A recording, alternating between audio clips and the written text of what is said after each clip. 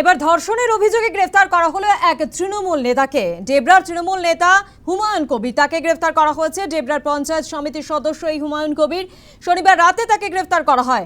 20 June ধর্ষণের অভিযোগে FIR দায়ের করা হয়েছে এবং এবার গ্রেফতার করা হলো তৃণমূল নেতাকে, ডেবরার তৃণমূল নেতা। এই বিষয় নিয়ে আমাদের আরো বিস্তারিত জানাবে ফোন লাইনে রয়েছে প্রতিনিধি সুদীপ নন্দী। সুদীপ, ঠিক কি অভিযোগ রয়েছে এর বিরুদ্ধে?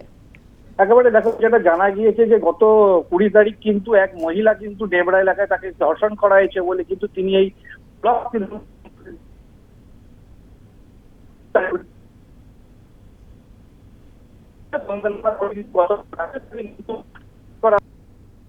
মেদিনীপুর আদালত তোলা হয়েছে।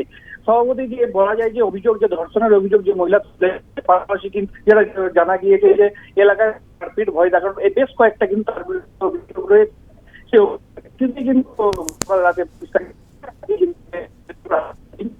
বলে জানা গিয়েছে।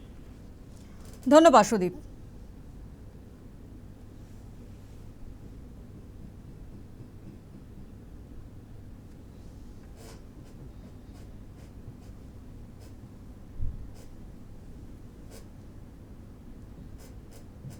আপনারা জানেন যে শুক্রবার ভোরে ভাটপাড়ায় বোমাবাজির ঘটনা ঘটে, আর সেই বোমাবাজির ঘটনায় এবার 3 জনকে গ্রেফতার করা হলো।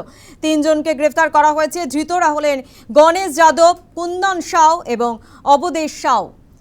আপনাদের আরও একবার জানাই, শুক্রবার ভোরে ভাটপাড়ায় বোমাবাজির ঘটনা, আর সেই বোমাবাজির ঘটনায় 3 জনকে গ্রেফতার করা হয়েছে। এই বিষয় নিয়ে আরো বিস্তারিত জানাবে ফোন লাইনে রয়েছে প্রতিনিধি মাসুম আক্তার। মাসুম, দেখো, ভাটপাড়া পৌরসভার 35 নম্বর ওয়ার্ডের মন্ডলপাড়া এলাকায় গতকাল ভোরে কিংবা কারা দুটি বোমা ফেলে এবং যার জেরে এলাকায় একটা ব্যাপক আতঙ্ক তৈরি হয়। যা পুলিশ কিন্তু নড়ে চড়ে বসে। এরপর ভাটপাড়া থানা পুরো এলাকা বিভিন্ন জায়গায় সিসিটিভি এবং বিভিন্ন মানুষকে জিজ্ঞাসাবাদ করার পর মোট 3 জন গ্রেফতার করতে পেরেছে। যাদব, কুন্দন সাউ এবং অবদেশ সাউ, এই গ্রেফতার করে এদের বিরুদ্ধে বিভিন্ন ভারতীয় যে ন্যায় সংহতি, সেই ন্যায় সংহতির বিভিন্ন ধারায় তাদেরকে ব্যারাকপুর আদালতে পাঠানো হয়।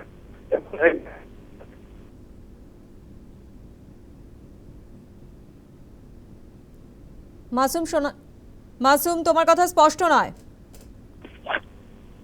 দেখো, ভাটপাড়া পৌরসভা 35 নম্বর ওয়ার্ডের ঘটনা এটি। এই গতকাল ভোরের দিকে কে বা কারা 3টি এলাকায় ফেলে, 2টি বোমা ফেটে যায় এবং বিকট জেরে শব্দ হয়। সেই শব্দতে কিন্তু এলাকায় একটা ব্যাপক আতঙ্ক সৃষ্টি হয়। এরপর ভাটপাড়া থানা এই ঘটনায় এলাকায় তল্লাশি চালায়। বিভিন্ন জায়গায় যে সিসিটিভি আছে সেই সিসিটিভি ফুটেজ চেক করার পর কিন্তু মোট 3 জনকে গ্রেফতার করে। এদের নাম গণেশ যাদব, কুন্দন সাউ এবং অবদেশ সাউ। এই 3 জনকে আজকে ব্যারাকপুর আদালতে পাঠানো হয়েছে এবং ভারতীয় যে ন্যায় সংহিতা সেই ধারা অনুসারে তাদেরকে সেখানে পাঠানো হয়েছে এবং তাদের পুলিশ রিমান্ড চাওয়া হয়েছে। পুলিশ রিমান্ড পেলে কিন্তু তাদের জিজ্ঞাসাবাদ করবে কেন তারা এখানে বোমাবাজির ঘটনা ঘটেছিল, হঠাৎ করে কি কারণে, এর পেছনে কোনো রহস্য রয়েছে কিনা বা অন্য কেউ তাদেরকে এখানে বোমা বলেছে কিনা, এই সমস্ত বিষয়টাই কিন্তু পুলিশ তদন্ত করে দেখছে। এই 3 জনকে আজকে ব্যারাকপুর আদালতে পাঠানো হয়েছে। ধন্যবাদ মাসুম।